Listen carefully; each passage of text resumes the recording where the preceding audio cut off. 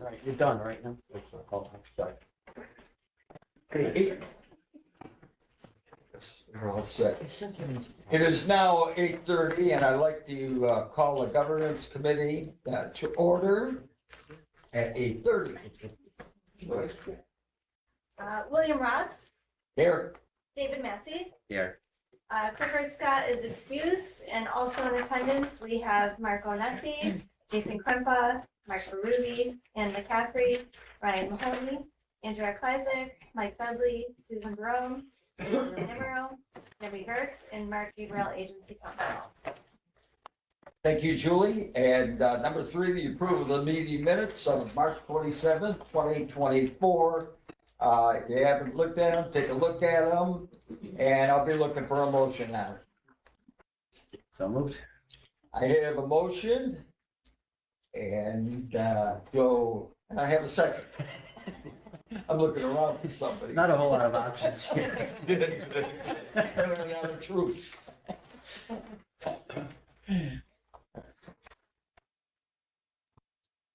All in favor? Aye. Aye.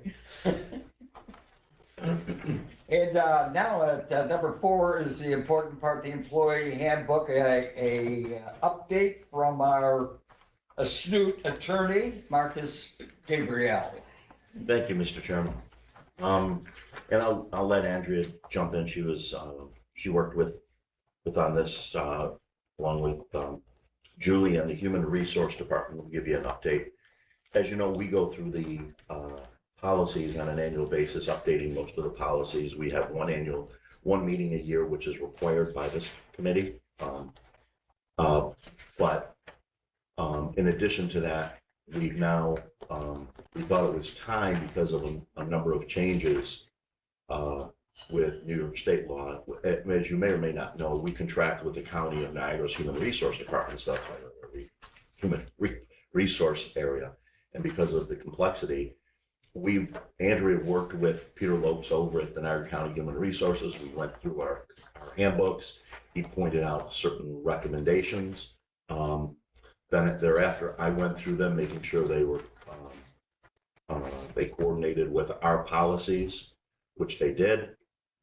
We went through certain questions that Peter had, as well as Andrea and Julie, which were dealing with the main change really in here. Well, first of all, we tried to keep the holidays and certain things the same as the counties because it's, you know, it's correlated to a small degree.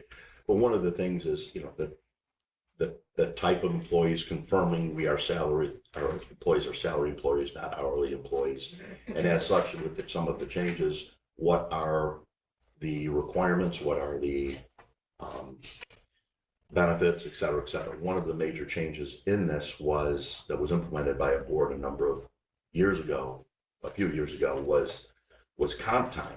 Well, certain people have comp time built up, but Peter was fairly clear on that's not the proper use going forward anymore. So we revised that. Now we have an issue. There's a number of employees that have already accrued certain comp time. So what we're recommending is that they have a year to take that comp time, not to lose it, because that was the policy at the time. But right now, it's a salary employee position. Andrea is working with Peter. Peter's going to come in as well and do a presentation to the entire staff of exactly some of the changes, what some of the rules are, answer any questions, and then he'll be available also for individual one-on-one meetings with Peter and their Human Resource Department and Andrea, just to make sure that everyone understands the roles. It's not a lot of, I'd say 95% of this was just clean up over the years, changing what was old, cleaning up the sick time language, cleaning up some of the vacation language and personal day language. But for the most part, you know, we probably went through 6 or 7 different renditions of this, came up with a good thing. I think it's a nice product ahead of you. I think it's something, one of the things we did do, the old handbook actually had policies listed set out within our handbook itself, which, okay, wait a minute, now what happens when we change a policy? So all we do now is refer to them and make sure we give updated policies to them as they go along. So I think it's a nice, I think it's a really nice update. It corresponds perfectly with our policies that it is now. Andrew, what am I missing? What do you want to add? Yeah, I think we did everything, Mark. We updated the vacation times, to be more in line with, the CSEA contract, because the other half of the employees in the building are county CSEA employees, so we've always kind of tried to stay in touch, like in step with what they did. We switched election day to a floating holiday, took the policies out. You know what, you no longer empty your ashtray in the Oh, yeah, waste some were baskets. great. That's That was in there. Where I draw the line. Just some updating of it and incorporating some of the New York State requirements. Yeah. And Peter was very helpful at the county. Yes. So, things like that. I mean, he's got what, 800-900 employees he has to deal with. How many are county employees? I don't know. Yeah, Yeah. hundreds of them. So it's nice to be able to, at the rate So we're paying, yeah, to we take can lean advantage on of the that. HR. And we have over the years shifted and we kind of reaffirmed that as well. So some of, like, for example, the sexual harassment training that we're obligated to do will all filter through his office. So we don't have to be mindful of, sending that out every year. The board trainings, all that stuff. I don't know if you've noticed is coming from the county's HR department, so we don't have to kind of take on those tasks.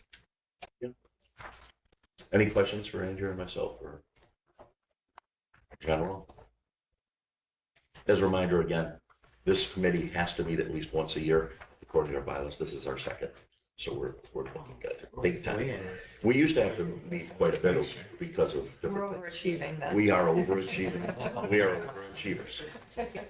But Mr. Attorney, do we take any action or do we wait till we see all everything? you do is refer to the board and it'll be adopted at the board level. That's all.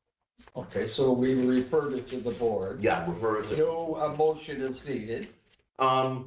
No, you can basically just say, if you and David, who are the committee, want to refer that to the board for adoption, or not refer it, you can make that motion now. I know it's formal. Okay, no problem. I'm putting a motion on the floor for the adoption of the new insertions, the update of the employee handbook. Second, thank you very much. Any questions? All in favor? Aye. Aye. Thank you. Now, moving down, is there any other matters that should come before this board for discussion?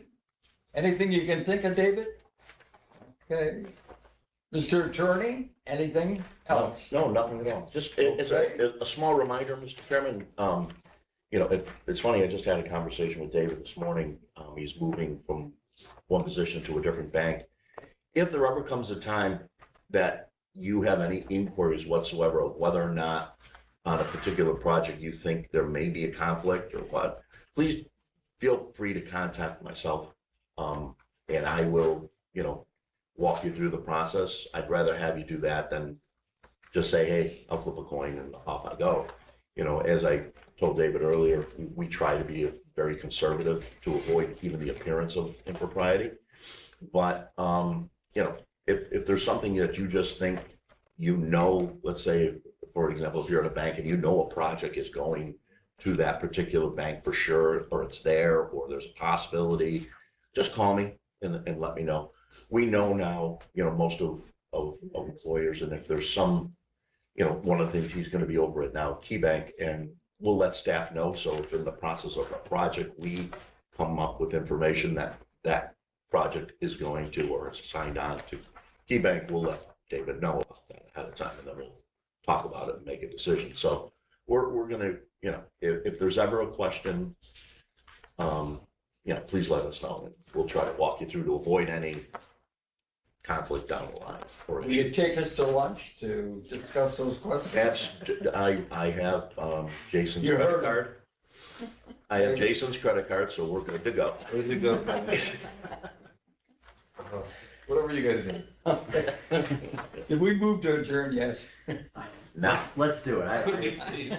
I will move. I need a motion. Motion. I have a motion. I have a second. All in favor? Aye. Aye. We'll turn it back over to you.